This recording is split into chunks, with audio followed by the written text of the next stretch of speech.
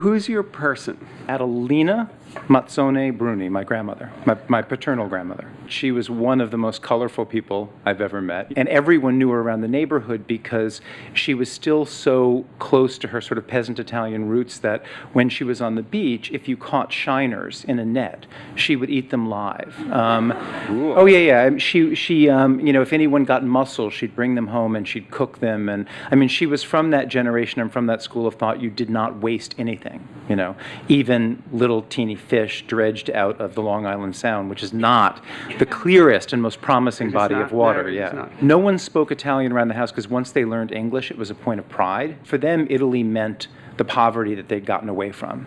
Italy wasn't Florence and Rome and Milan and high fashion. Italy was the land they left to come to America, and make money and a better future. Well, Russia meant the Tsar to my grandparents, but they still spoke Yiddish. Right. I mean, where's your place? My place is the Church of Santa Maria della Vittoria in Rome. There's a sculpture inside that church called the Ecstasy of St. Teresa. And because it's the only really significant piece of art in that church, at least by Roman standards, which are really high standards, and because the church isn't kind of dead center, it's not a place many tourists go.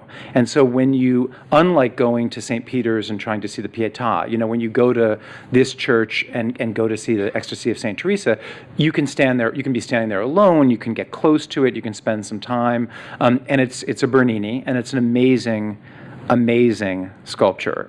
What's your thing?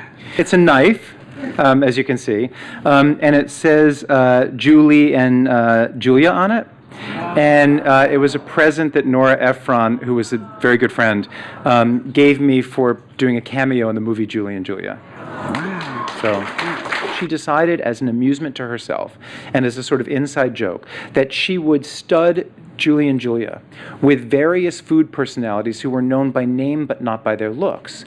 If you ever see the movie again, there is a man with a fake tan clapping idiotically, sitting next to Amy Adams as she puts the duck down. That's me.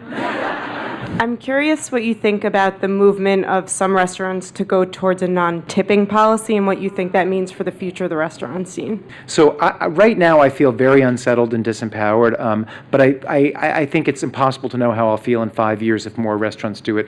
It does make a lot of sense. I mean, that moment at the end of a great evening where, four glasses of wine into it, you're suddenly back in math class, and you're...